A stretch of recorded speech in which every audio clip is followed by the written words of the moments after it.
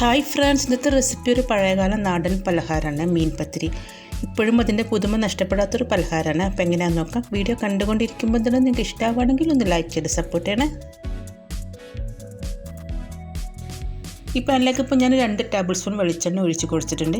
പിന്നെ ഞാൻ എടുത്തത് 2 അയിലമീനാണ്. ഇത് മുളക് പൊടി, മഞ്ഞൾപ്പൊടി, ഉപ്പിട്ട് വെച്ചതാണ്. ജസ്റ്റ് ഒന്ന് ഫ്രൈ ചെയ്തെടുക്കാം കേട്ടോ.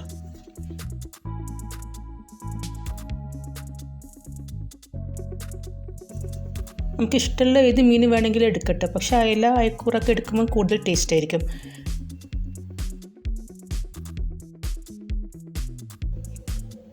ഇനി ഇതേ പാനിലേക്ക് ഒരു 3 സവാള ചെറുതായിട്ട് അരിഞ്ഞത് ഇട്ട് കൊടുക്കുന്നുണ്ട്.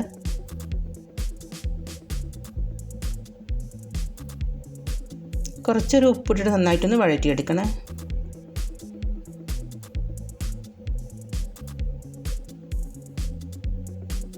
ഇതിലേക്ക് 1 ടേബിൾ സ്പൂൺ ഇഞ്ചി വെളുത്തുള്ളി ഇട്ട് കൊടുക്കുന്നുണ്ട്.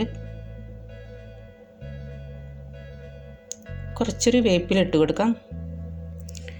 ഇതിലേക്ക് കുറച്ചൊരു പൊടികൾ ചേർത്ത് കൊടുക്കാം. 1 ടീസ്പൂൺ മുളക് പൊടി ഇട്ട് കൊടുത്തിട്ടുണ്ട്. 1/4 ടീസ്പൂൺ മഞ്ഞൾപ്പൊടി ഇട്ട് കൊടുക്കാം. 3/4 ടീസ്പൂൺ ഗരം മസാല അല്ലെങ്കിൽ ചിക്കൻ മസാല ഇട്ട് കൊടുത്തിട്ടുണ്ട്.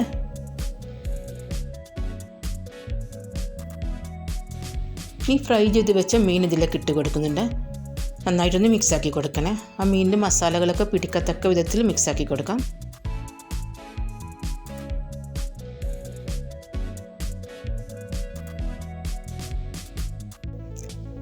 ഇതിലേക്കൊരു അരപ്പ് റെഡിയാക്കി എടുക്കാനുണ്ട്. മിക്സിയുടെ ജാറിലേക്ക് ഇപ്പോൾ ഞാൻ 3/4 കപ്പ് തേങ്ങ ഇട്ട് കൊടുത്തിട്ടുണ്ട്. 8 ചെറിയ ഉള്ളി ഇട്ട് കൊടുക്കാം. ഒരു 3 പച്ചമുളക് ഇട്ട് കൊടുത്തിട്ടുണ്ട്. 1 ടീസ്പൂൺ ചെറിയ ജീരകം ഇട്ട് കൊടുത്തിട്ടുണ്ട്. ഇതൊന്ന് കറക്കിയെടുക്കണേ. ഈ അരപ്പും കൂടി ഇതിലേക്ക് ഇട്ടിട്ട് എല്ലാം കൂടെ നന്നായിട്ടൊന്ന് മിക്സാക്കി എടുക്കണേ.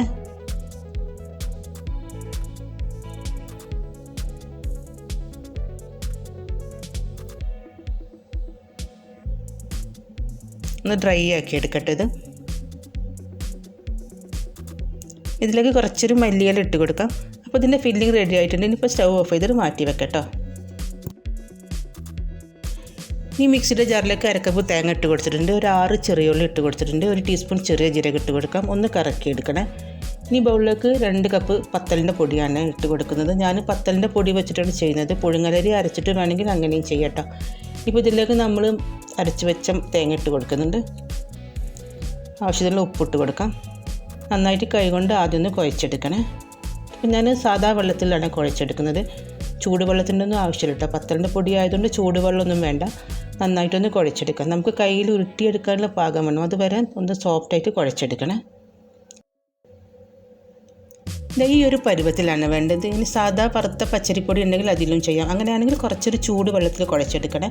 ഇതേപോലെ ഒരു വാഴയിലയിൽ കുറച്ചൊരു വെളിച്ചെണ്ണ തടവിയിട്ട് കുറേശ്ശെ എടുത്തിട്ട് ഇങ്ങനെ പരത്തിയെടുക്കണേ.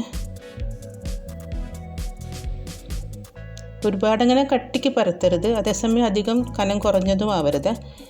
രണ്ടാമത്തെ പച്ചരിയും പരത്തിയെടുക്കുന്നുണ്ട്. ഇതിൻ്റെ സെൻറ്ററിൽ നമുക്ക് ഫില്ലിങ് വെച്ച് കൊടുക്കാം.